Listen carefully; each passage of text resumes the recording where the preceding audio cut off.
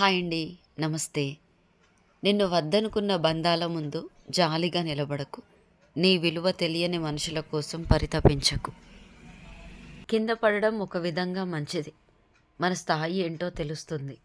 అంతేకాదు, పైకి లేపడానికి ముందుకు వచ్చే చేతులను బట్టి సొంత వారెవరో పరాయి వారెవరో కూడా తెలుస్తుంది.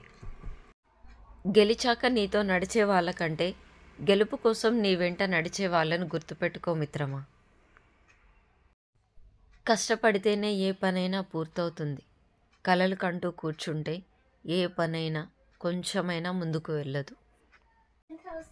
మంచి బుద్ధి కలిగిన వాళ్ళు శత్రువులకు కూడా సహాయం చేస్తారు. వక్రబుద్ధి కలిగిన వాళ్ళు తన సొంత వాళ్ళను కూడా మోసం చేస్తారు.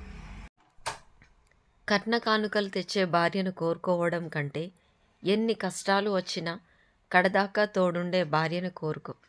అప్పుడే భార్యాభర్తల బంధం విలువ తెలుస్తుంది. ఒక వ్యక్తి గురించి కథలు వినాలి అంటే పక్కవారితో మాట్లాడు. నిజాలు వినాలంటే అతనితోనే మాట్లాడు. మీరు చిమ్మ చీకట్లో ఉన్నప్పుడు ఒక చిన్న వెలుగు కనిపిస్తే ఎంత ధైర్యంగా ఉంటుందో, మీరు కష్టాలలో ఉన్నప్పుడు మిమ్మల్ని ఓదార్చే ఒక వ్యక్తి మీతో ఉంటే అంతే ధైర్యంగా ఉంటుంది. సొంతం కాని వాటిపై అత్యాశ, సొంతమైన వాటిపై నిర్లక్ష్యం రెండూ ప్రమాదమే. మీరు దురదృష్టాన్ని చూసి బాధపడకండి. అదృష్టం మీద ఆశపడకండి. మీ కష్టాన్ని మీరు నమ్ముకొని ముందుకు వెళ్ళండి.